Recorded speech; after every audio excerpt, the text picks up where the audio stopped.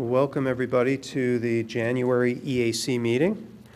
And let's start by talking about the minutes from last time. Did everybody get a chance to review them? Any issues? Can I get a motion to approve the minutes, please? So moved. And a second? Second. All right, done. Thank you. I don't have any announcements. We've got a couple of presentations that we're going to get to tonight.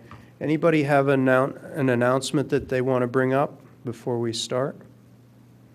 I should have come more prepared. The backyard bird count that the Audubon Society does. Backyard bird count that the Audubon Society puts on every year. I want to say it's like February 12th to 16th or something like that. I think it's sort of like a Friday to Monday. And then there's going to be, the weekend before it, there's going to be a presentation at Jenkins Arboretum. That just sort of tells you how to be a part of it. What's the date of that? I think it's like the 12th. It's somewhere in that 12th to 16th window of like a Friday to a Monday. I think it's 4 days. Great, thank you. Any other announcements? All right, let's go ahead and get started. Tim Callum is going to give us a presentation on solar energy. Please go ahead. Can you, when you get up there, introduce yourself and where you're from? Sure. My name is Tim Callum from Paradise Energy Solutions. We are a solar solutions company out of Lancaster, Pennsylvania, founded about 10 years ago by 4 Amish brothers, and have increased the business over the northeastern United States over the last 9-10 years. I just joined them pretty recently, and they're hiring a lot of energy professionals to work with homeowners in the residential side of business as well as commercial and agricultural accounts. I'm going to open up this presentation then, if we could do that.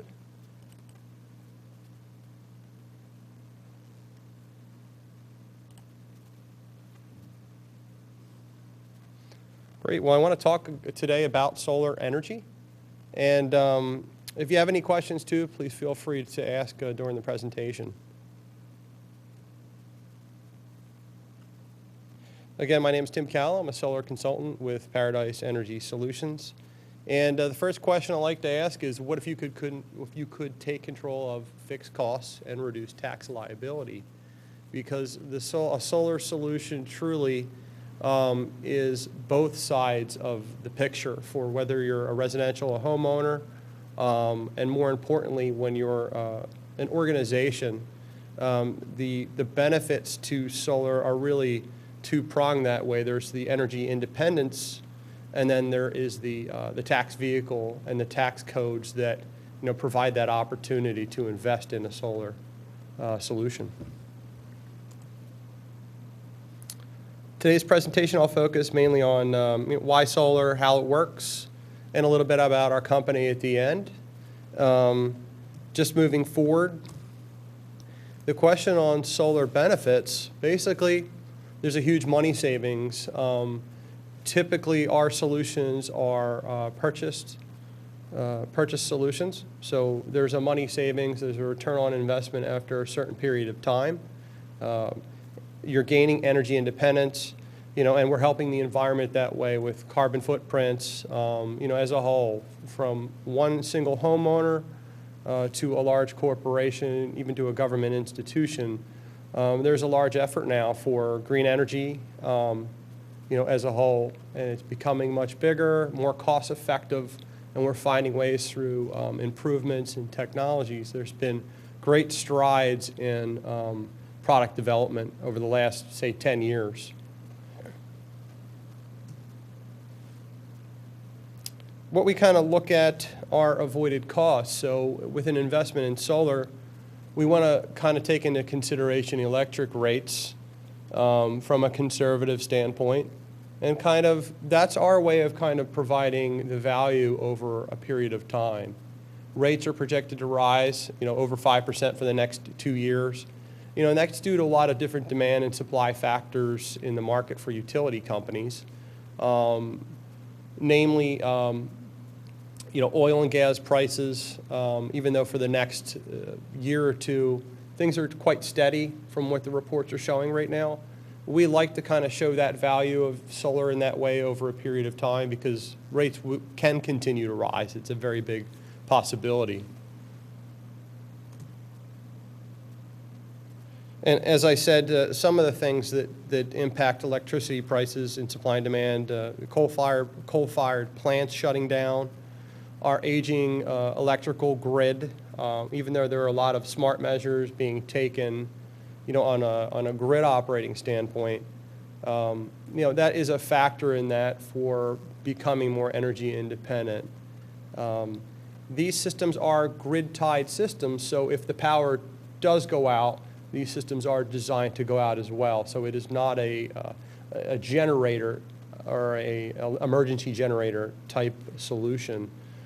Because if the lines are down, the utility company has to go out, the lines need to be de-energized. So that system, when it's permitted in PICO territory, for example, for us, it has to be a powered down system that way so that PICO can go out, work on the lines and get things and restore things to order again.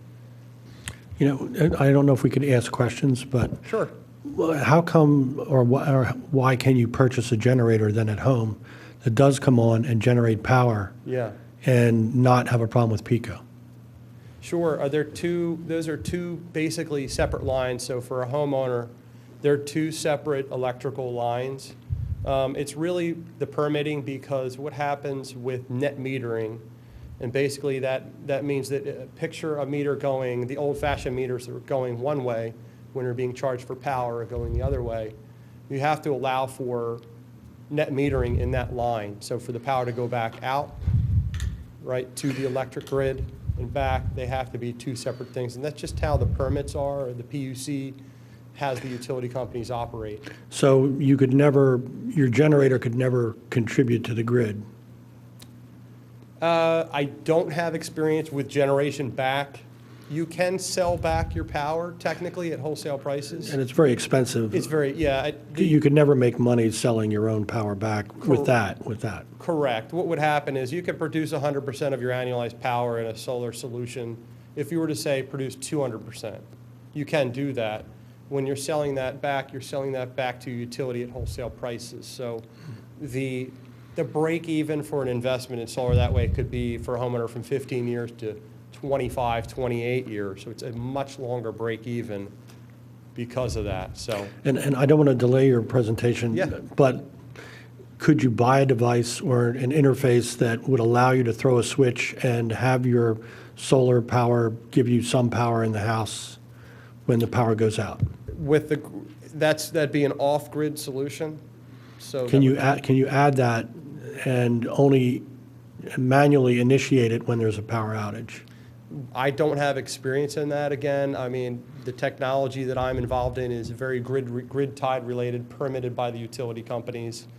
If you're looking at more rural areas in different states, they may allow that kind of off-grid type infrastructure. But within, I would assume the PJM territory, which is a large grid of 13 states, that kind of working is really not possible. I guess what I'm thinking is that there must be a way to stop sending power back to the system with a simple switch. That's all.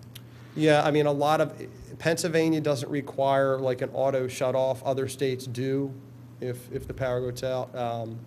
It's really a matter of the solution itself and the engineering behind it. So there are a lot of factors, let's just put it that way, to how we can do it.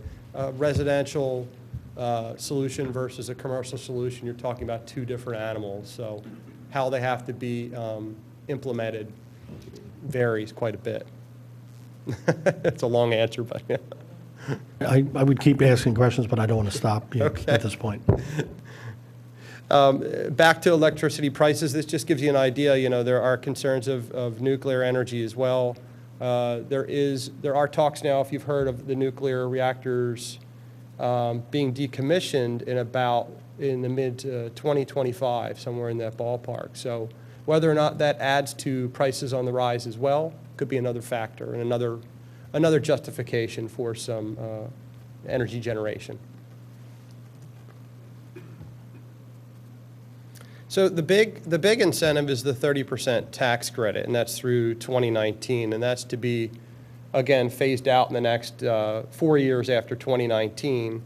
But the tax credit creates quite a bit of advantage on the return on investment. So a $100,000 solar implementation is going to have a $30,000 tax credit. Now, how that works for a tax-exempt organization, it just doesn't.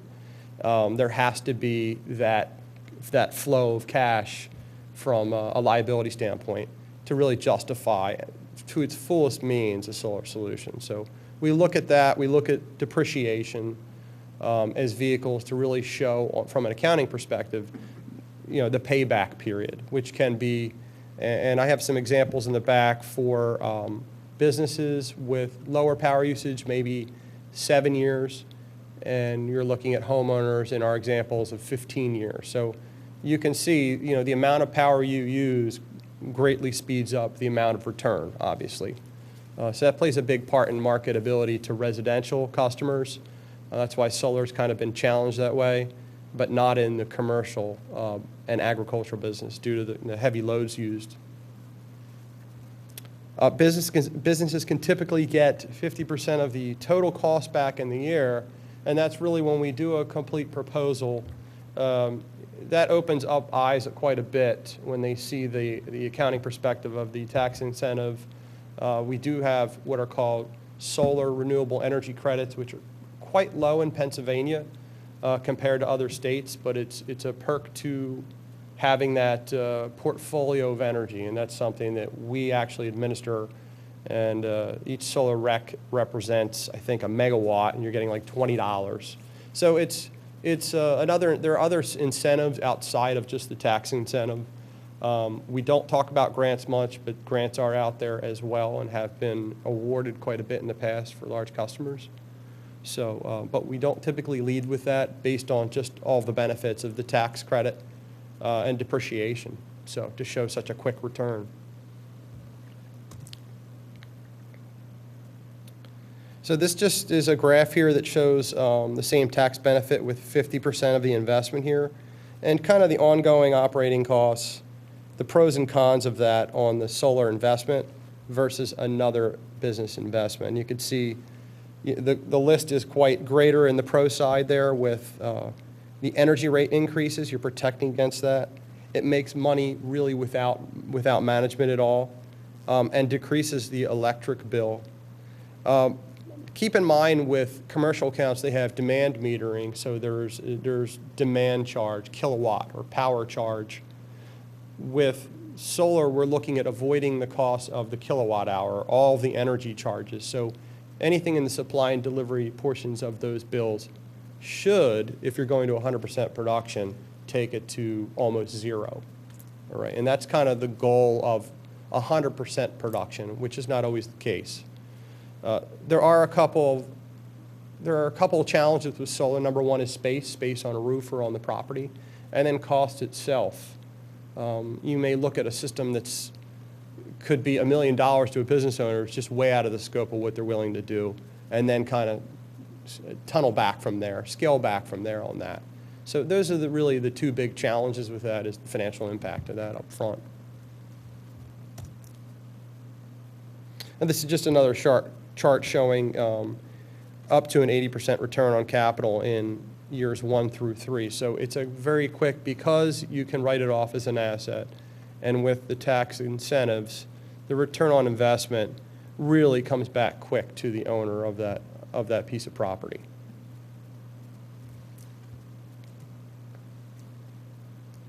This is a residential sample of a few different home sizes. Take, for example, that 20 kilowatt at the very bottom there. This is an estimated cost, general ballpark. If we're looking at $58,000 in investment, the third column there shows net cost after incentives, just due to that federal tax credit. So that you can see there quite quickly, the return on investment is about 9.24%. And it's a pretty long payback. 13 years is a fairly long payback. For a residential consumer, that number may be kind of a challenge, based on that. But it's something to take into consideration. Obviously, these are small examples, small economies of scale on a micro scale. If we look at, we'll go through electric savings here. I'll go back to that. If we look at a commercial customer, look at those paybacks in the second to the last column to the right now. That's just basically due to, and this is not a large account. If we go to the bottom there, 100 kilowatt account is a fairly small. I'd say our average customer is 300 kilowatts. So the payback could be 6 years, somewhere in that ballpark. And then larger accounts, even quicker paybacks. So that's really that kind of breaks down kind of any kind of misconceptions. In the past 9 years, solar has become so much more affordable in the cost per kilowatt. It's become more marketable, it's become more durable, more effective. They've made huge strides in the inverters, and we'll go over that, the inverters and the modules, the solar units. And I'll keep for time too, you just let me know. Here are the electric savings on a larger scale with a commercial account. The first column there in red shows 30-year cost without solar, if you look at that 100 kilowatt system all the way at the bottom. And the 30-year cost with solar, $154,000. So quite a big difference. Again, this is a small scale, so as we go with larger institutions, you're looking at a much greater difference there. Do your cost numbers factor in roof repair as it might occur in a 30-year period? Yeah, we look at the insurance cost as part of that, so an insurance premium. So if there are ever any kind of issues and you make insurance claims, that's part of that.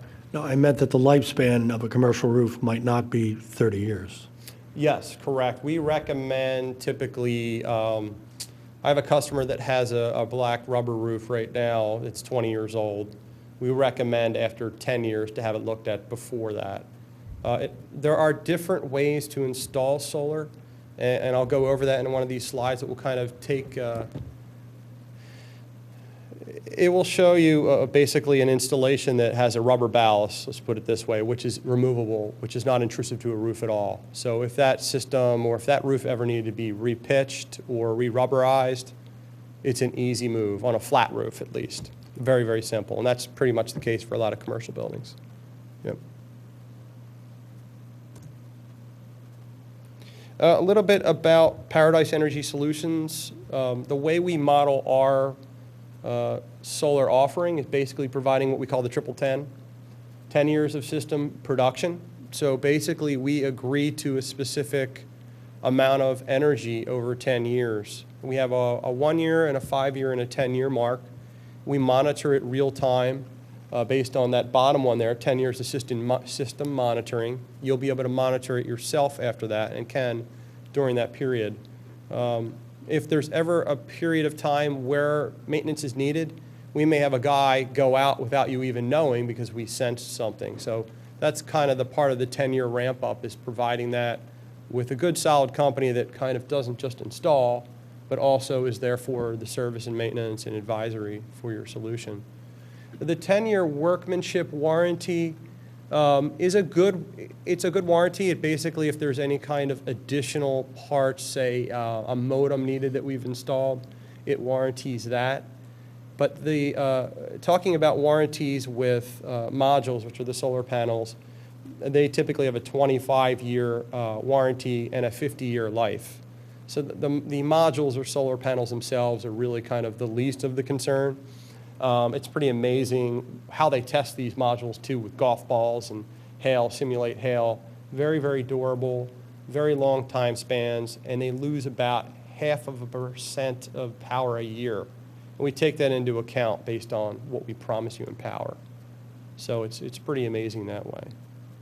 The inverters, which is the part of it we'll get into, which takes the direct current that's produced from solar, turns it into alternating current.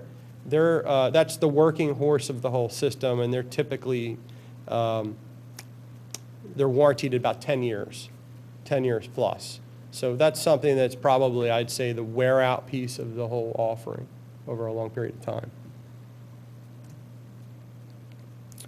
we'll go into how solar works. I don't know if you could see this or not, if I could blow it up. But to the left here is the solar array here we have on the building. And that's where basically the direct current is produced through electricity.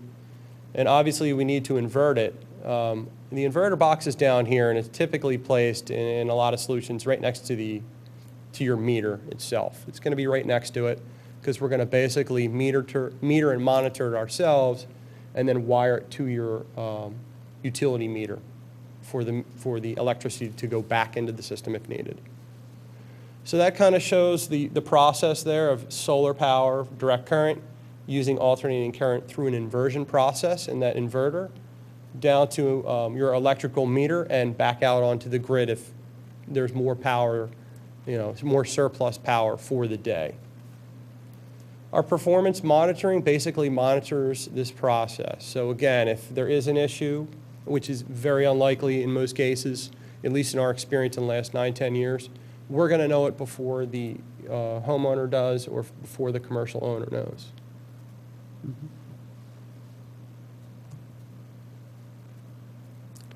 Here's a larger picture of a small farm. I thought it was a good example, showing the modules on the roof.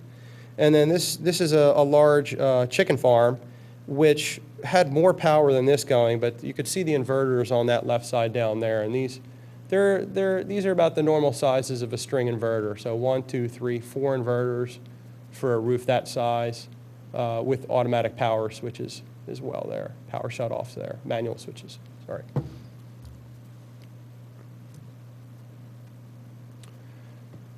There are some common questions we receive, although we get different ones all the time, but I thought some of these were good. What maintenance is required?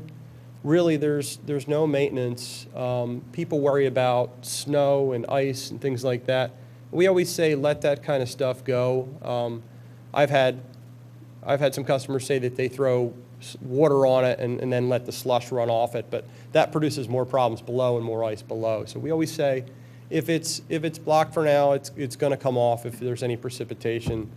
Kind of leave it alone. They stay very clean. They're really designed to kind of coat, just like the 3M coats on a car. They're designed to work for 50 years, and there's really not much to them. So the panels are very durable. Again, they test these with golf balls to simulate hail, which is really the only enemy of a solar panel. And they stand up to wind too when they're balanced on a flat roof, taking winds of 100 to 110, 120 miles an hour. So they really can take a beating themselves, and they've proven the test of time. And if you're in this area, aside from a tornado, they're going to stand the test of time. So another question we get asked is, will my solar system become outdated in several years? The question is yes, but the solution is basically, we like to say the solution's now, because if solar panels become more efficient, say 10 years from now, that 10-year period is a amount of time of avoided costs that you could have had. So yeah, technology will improve. Hopefully it does even more and more, and it'll become more cost effective as time goes on, as they create more innovation. Can I add batteries to my solar system? Just like Skip had asked about generators. Yes, you can add batteries, though, to a solar system. But battery technology itself, again, it's kind of in its infancy. And that's going to grow, too, as that develops with research and development. Harnessing power and keeping it right now is really kind of in its infancy stage right now. And that will be, we do use those in certain states. In Pennsylvania, not so much. But keep on the lookout for that in the next 4 or 5 years, where battery and distributed energy becomes more prevalent again. And we'll be part of that kind of revolution as well. Have you looked at or talked to the people with Powerwall, the Tesla thing? That's been talked about, yeah. I mean, that's something that's always a possibility. Again, it's kind of state by state, whether or not it's feasible. The investment itself sometimes poses a challenge for us. It's a great technology. It's just a matter of finding a customer that's willing to take a little bit longer return. But yeah, that's something we do work with. Mm-hmm. Because that's your sort of backup generator too, or can be. It can be. It can be. That's right. Yeah. And that's going to become more cost effective. As that, we're watching that all the time. As that becomes more prevalent, more cost effective, we'll see that happen for sure. So we're anticipating that, yeah.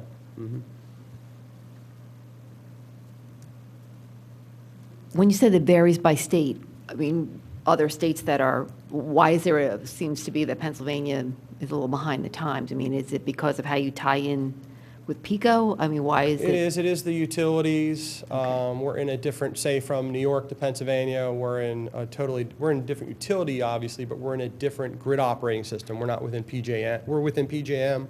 New York's in its own separate RTO, or what they call grid operator. Okay. So It's an interesting question. Statistically, how much of your power normally would you anticipate that you sell back? Let's say you generate 1,000 kilowatts. How much do you sell back to PICO in a given day?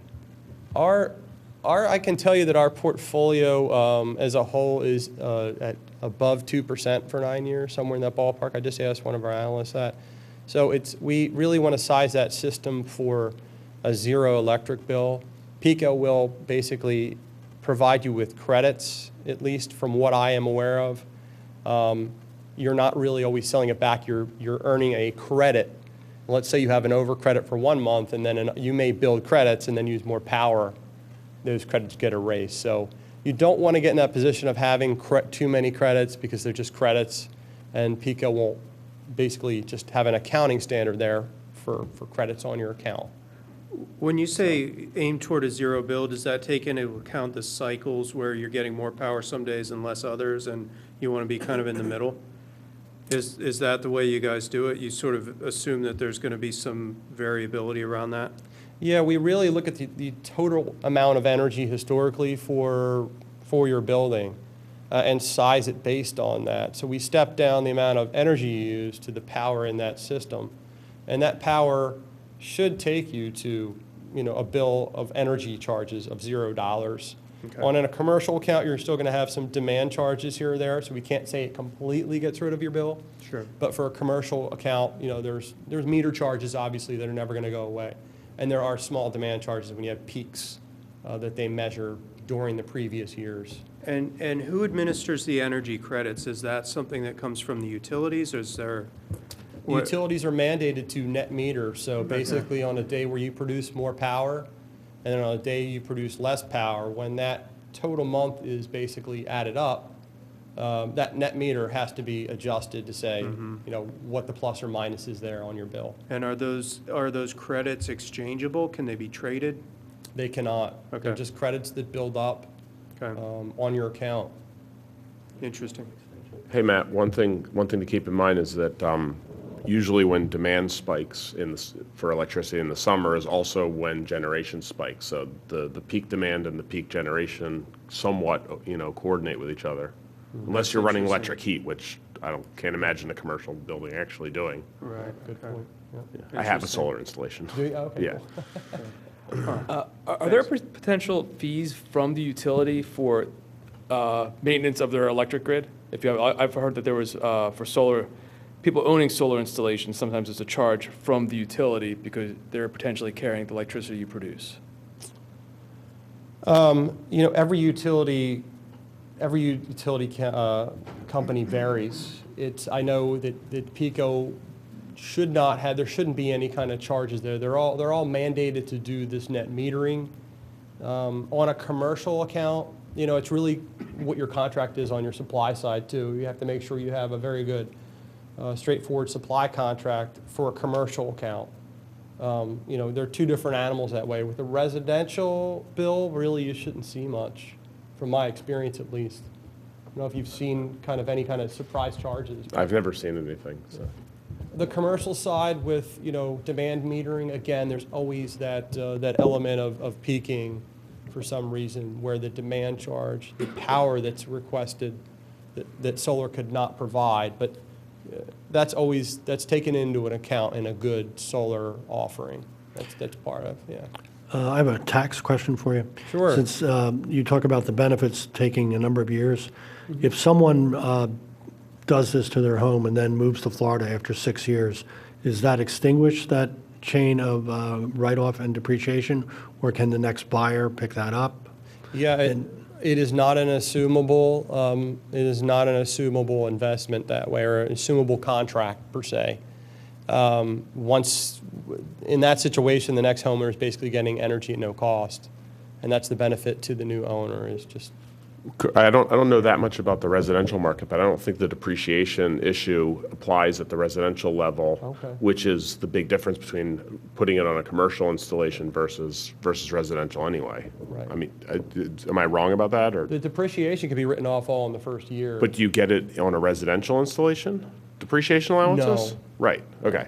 No. Yeah, so that's only really a concern for a business. And most Right, businesses sorry, that do commercial installations will set it up as a separate operating entity anyway. So that way, that entity would be transferable if, if you decided to sell it or sell the building, you would sell the entity along with it. That's right.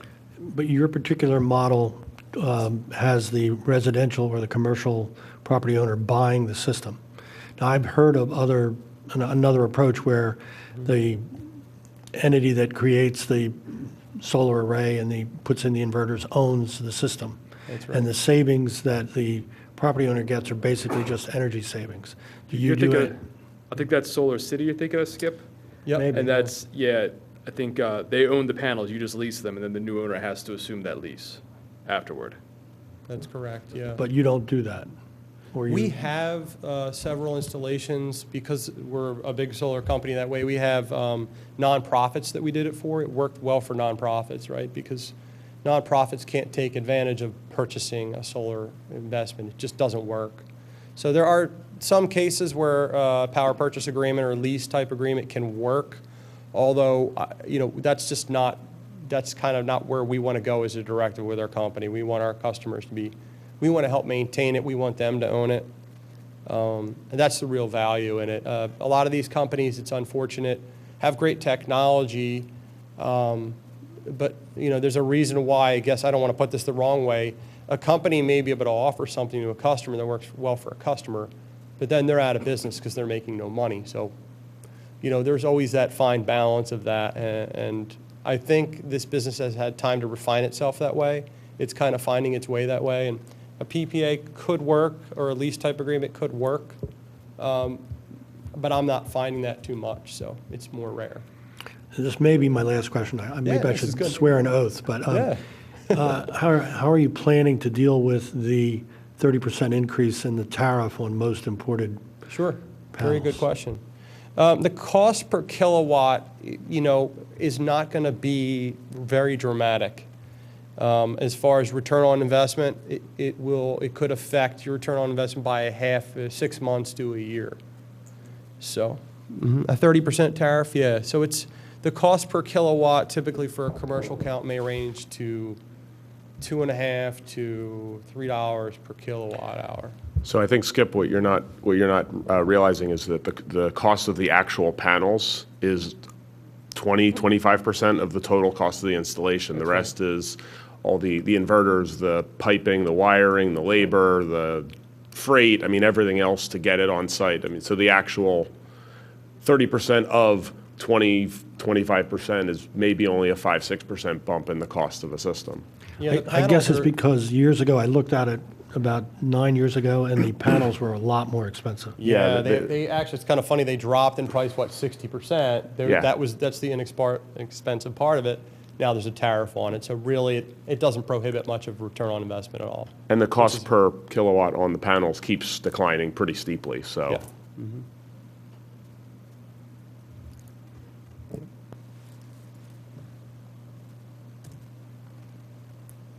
And there's some of the PES family in Pennsylvania.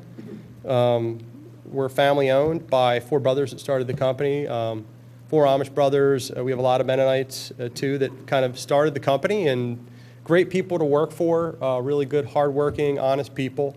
So we pride ourselves on workmanship, and a lot of experienced craftsmen and workers in our area as well that go out in our state. So we're quite happy with the business we've been doing and our customers are, and that speaks volumes over a 9-year period about all the accolades we get.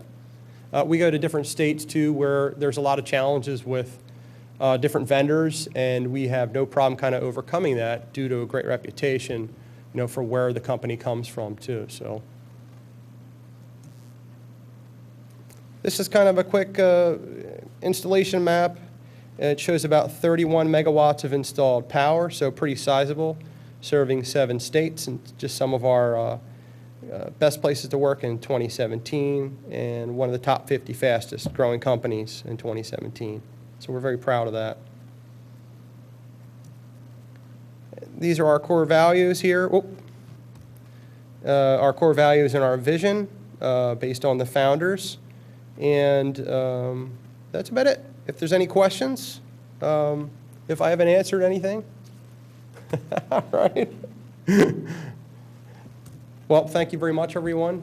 And on behalf of Paradise Energy Solutions, thank you. Have a great day. Thank you, Tim. We really appreciate it. Yep. And Colleen, thank you for getting that set up. I appreciate that. Yes, thank you. Super. Next up, Fanny, would you like to talk to us about your project?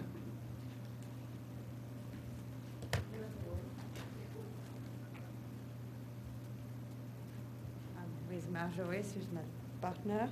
So I'm Fanny Lacroix, I'm living on Clyde Circle. And I'm Marjorie Raffaelli, and I'm living in Newtown Road. Fanny? Yeah. Tu veux que je le fasse?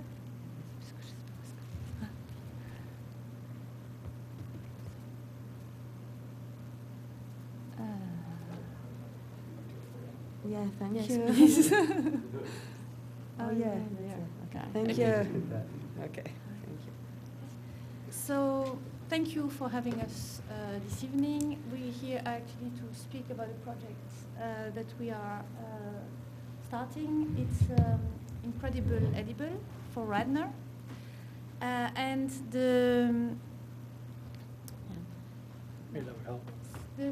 what is it exactly? We want to educate people about cultivating vegetables by using public space and grow vegetables, fruits, and herbs.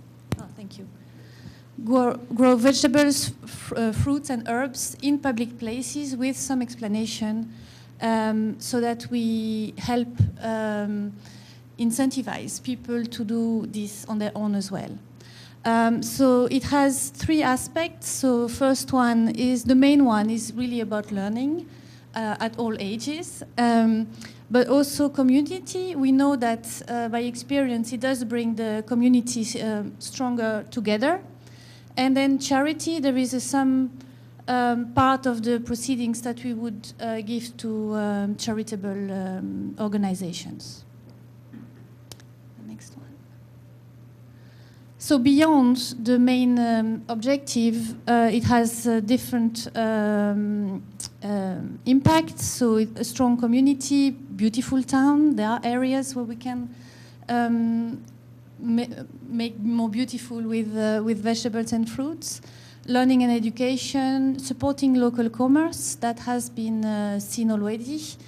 Healthy eating, food to share, environmental enhancements, and better place to live in. So these are all secondary impacts.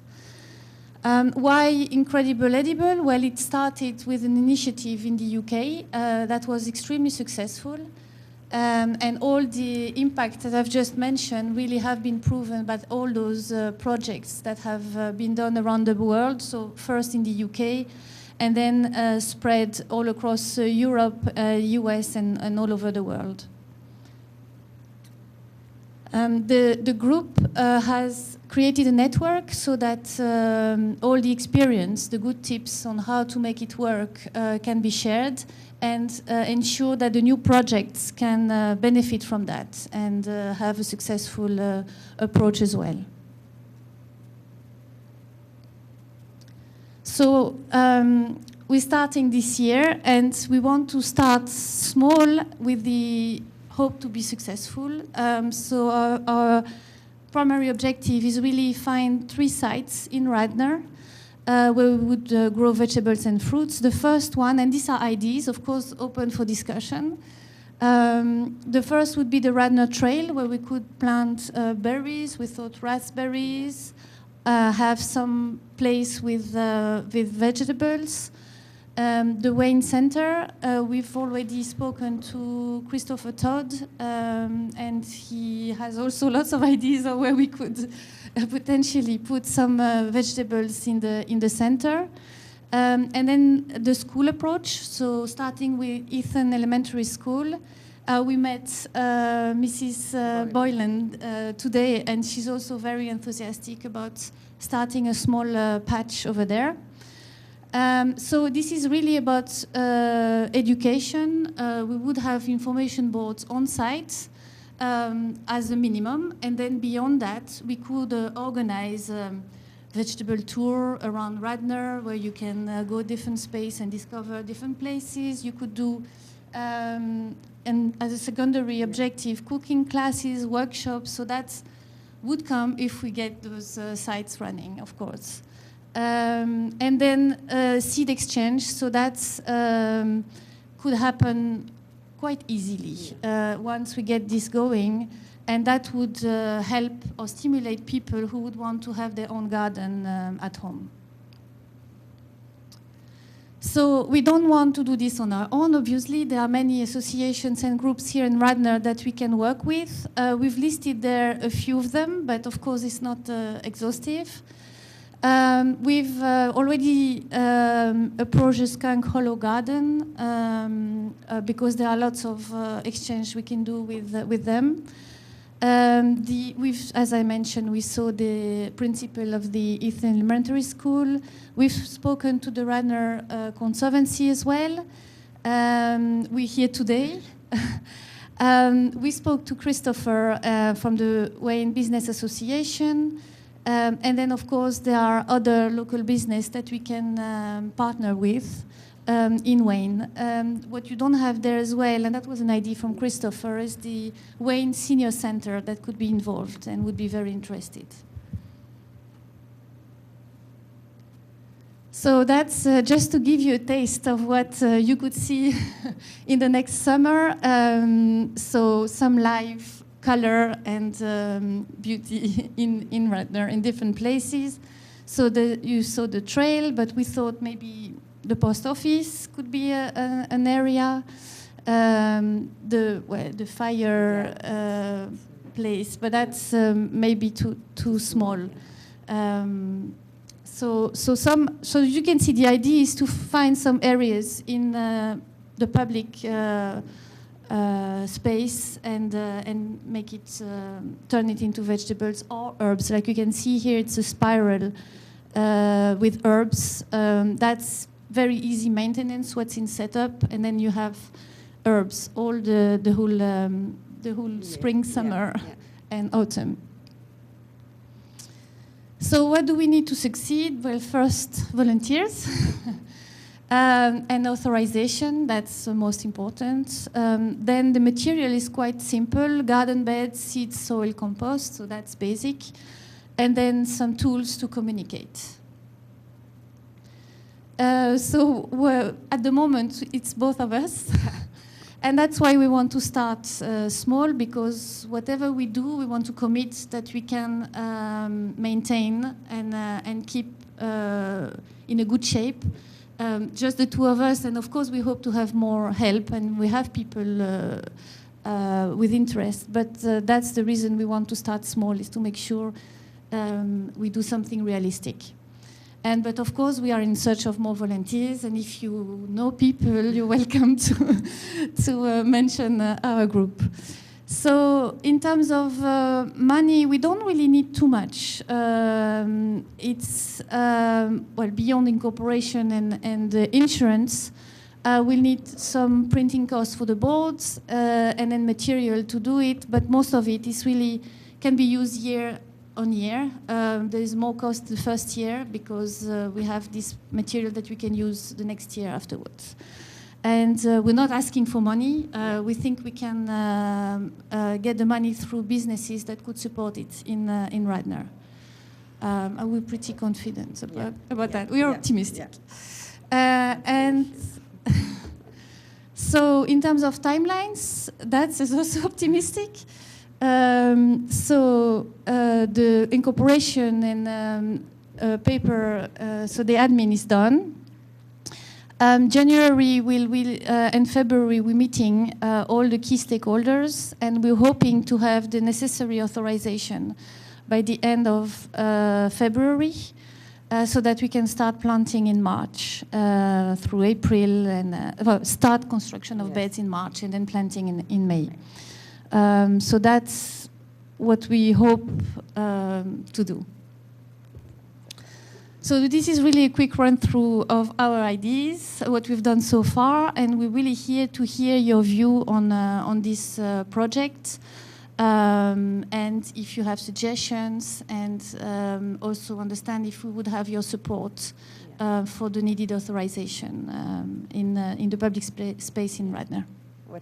What are the steps we have to take to obtain the authorization from the township to use some place on the trail and in the center of Wayne? So, thank you. Great, thank you very much. That was terrific. Any questions? I don't know if you're taking suggestions for other sites. Yes. Okay, so Matt sent this to us this afternoon, your presentation, and my wife is a teacher at Radnor Middle School. And are you familiar with the watershed program there? And she reminded me that Fanny Ackerman was one of the two teachers. She just retired at the end of last year, and she was the one that was managing the garden on, I guess it's the north side of the building. Yes, And so she just thought, you know, she's not really sure what the status of that now is with John Savage, the other teacher. It may be something to look at. And what she said is, you know, the kids, my wife was actually helping, just kind of driving kids to the garden during the summer months so they could do a little cleanup over the summer. So there may be sort of a local, you know, volunteer base. We can contact her? Yeah, sure, Yeah? sure. I'll talk to you afterwards. Yeah, okay. Thank you. And Dan, do you have experience also with working through the township on kind of identifying space to use for a garden? I know you've done rain gardens, you've done the Skunk Hollow demo project. Yeah, I've done a couple rain gardens, and now we're doing the Meadow project at Skunk Hollow. I'm not really sure how to start something like this. I mean, you know, we went to them, and the township kind of came back with the suggestions of the locations. But we can certainly investigate that a little bit and come back to you with suggestions for how to proceed with identifying space. That's I'm something we probably wondering, just need to you know, research a little bit. I guess you're doing a lot of stuff in the right-of-way, it looked like, maybe, and then, you know, with like the Radnor Trail, I'm assuming is township, sort of basically township right-of-way or public property. You know, maybe we could talk to the Parks Department. That might be a place to start. I mean, they were always involved in picking these other locations, that and Public Works. Yep, so maybe we can talk about that offline a little bit and figure out a plan of attack. Yeah. We were thinking of making the presentation also perhaps to the Park and Rec board. Yeah, I think that'd be a great start. Yep. Yep. That would be smart, yeah. Go ahead, Skip. One other entity to touch base with, I don't know how many people are involved right now, but the Community Garden Club of Wayne. You'll see things like at the train station, you'll see plants. That's not SEPTA. That's the Community Garden Club of Wayne. And different things are done that you may not realize are being done, like Steve Schreiner maintains that raised square of planting in front of the post office. So maybe he would defer to you. He's obviously gotten permission to be able to do that. Yes, And Community Garden Club here and there has permission to plant things. These tend to be smaller projects, but, you know, a beautiful eggplant's still a beautiful eggplant. Skip, would you mind forwarding a contact to the group, and then we can, so that we can tell them who to talk to? Yes, I don't want to, I have someone in mind. I just don't want to. Yeah, maybe we can talk offline, and we'll have a discussion by email, and then we'll send you some information. Thank you. Another suggestion I have is that your budget is a little bit more than the cap on the education mini grants that are available from the Pennsylvania Department of Environmental Protection. We wrote a grant from that program last year to fund our stream science club that we're doing. It's not an onerous process to write those grants. That's something that we'd be happy to talk to you about as well. It might be a good way to fund at least part of the project going into next year. Because if you have ongoing maintenance costs, it's an easy way to make that work. I think one of the challenges is always getting the volunteers. I don't know if you've thought about sort of communication processes and ways to allow people to sign up for volunteering who may not be part of the process. I don't have a suggestion for you, but I think it's something that has come up in discussions with the Conservancy and with other groups many times. The Conservancy also offered that we could use their Facebook page and newsletter, e-blast. But that's, we need to look at that communication. Fantastic. Well, good luck with this. It's a great project. Thank you for sharing it. All right. Yeah, thank you, the microphone. Do we have any work group reports, Sustainable Parks or the Sustainable Pennsylvania certification? Thanks, Skip. I don't know that we have any parks updates, Dan. I'll just brief update on the Meadow project. I'm working with Laura Luker of the Radnor Conservancy, and we've reached out to a couple of professional landscape architects, someone at Jenkins Arboretum and someone at Chanticleer, and just looking for some advice. We're hoping to plant this spring. I'm guessing sort of the April time frame, and we're just trying to get that final input on plant selection and the best way to do this for best chance of success. That's great, thank you. And speaking of volunteers, have you had success getting enough people to come out and help with that? Yeah, we had the weeds went nuts this summer on it, and it really was just a ground ivy sort of moving in from all the edges. Though there were some really impressive pumpkin plants growing there too that just sort of had been deposited there from the community garden. I sort of wonder how much is grown in that mulch too. Yeah, it could be. Yeah, but we had 6 people out there for maybe an hour and a half, less than 2 hours, and you know really it's basically cleaned the whole garden up. So that is something that we'll just have to stay on top of the whole time. More of that invasion from the edges than. And do you expect that to taper off over the next couple of years? Yeah, that would be the hope. Okay, the hope. There's no getting around that these will take some level of maintenance. I mean, invasive, you've created this great environment for plants. Invasives are going to come and try and take advantage of it. No question. Oh, thanks, Dan. Yeah, go ahead. I'm sorry, Colleen. Go ahead. I have been talking to Jennifer DeStefano, and I said, you know, I want to help you with this. And she said, honestly, it's a massive amount of work. So she pointed me to the website. So I do have the massive amount of work now in my hands. There are 15 categories that we have to fill out to get this sustainable certification. And it's everything from air quality to healthy communities, energy conservation, and green buildings. And each one is a huge undertaking. So I was going to put them up and send them to all of us, and maybe we could look at what you're interested in, and we could try and tackle a few of them at a time. I really don't think that Jennifer has the time to do this. They ask you to do an implementation plan, give some examples of what you've done, what you intend to do, so it is really a lot of work to complete. So I was going to kind of spread it around. See that seems like a really good idea. Thanks for finding that out.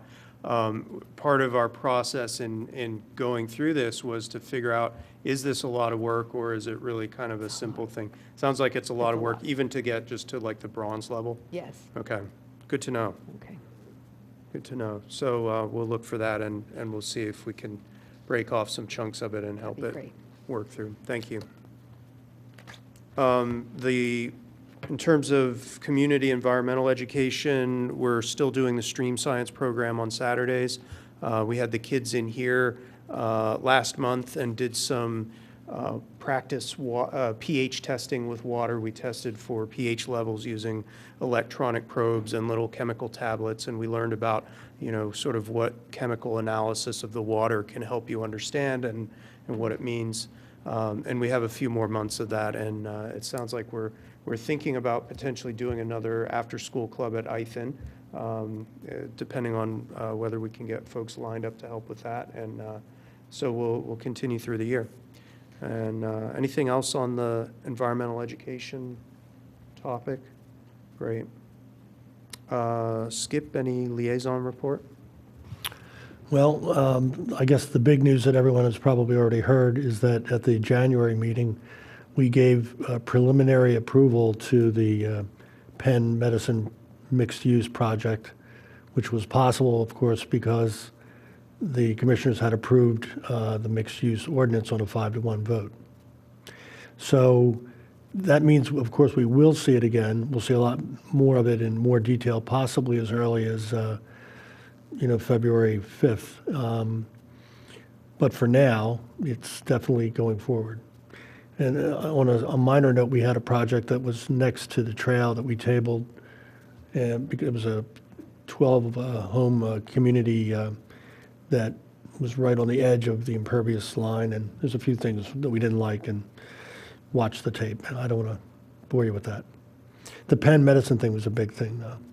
And it's a culmination of, I guess, many years of trying to figure out a different use than a laboratory use there. But Commissioner Booker is not happy. Interesting. So what's the final project going to be, just in really broad strokes? Final project is a hotel, an office building, and Penn's medical facility. Still about, I think, 475,000 square feet. Interesting. And it sounds like it's kind of the most complicated scenario you could have come up with in terms of mixed use. No, there were other, we could have had senior living in there too. Okay. But nobody seems to want to build that. Interesting. All right. Thank you for that. Any old business?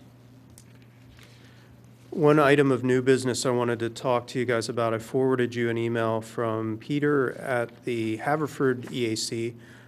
He's interested in looking at basically reshooting some videos that they produced a while back on solar power, on electric vehicles, and buying renewable power. So I told them that we'd kind of raise it with this group and talk about it a little bit. We do have some good video production capabilities here. I understand from the township that it would be possible to have a meeting here and we could televise it if the EAC wanted to sponsor this. And so I'd like to float it to you folks and see if you're interested in pursuing this, and if you think this is something we ought to co-sponsor, or do we need to dig a little bit further for details? What is this exactly? He has videos but wants to reshoot and update them? Yes, I think that's right. And he wants our help in actually shooting them, or? I think so, yeah. I think they really don't have the video production capability over at their township, and they kind of like our cable channel. They like the equipment that we have and things like that. So would the idea would be to help them with that, and then we get to share whatever comes of it? Yeah, I think so, and I think it's really just sort of public education sorts of videos. Now, I can imagine there may be another approach you might consider, which might be like, for example, going to a local high school where they've got a video production course and having them work on it. Having, God knows there are a lot of video cameras around. People are shooting videos all the time on their phones and things like that. Probably lots of options like that, but go ahead. I mean, there's really no cost or downside for us to cooperate with them, is there? No, I don't think so. Okay. Why not? Sure, all right. Thank you.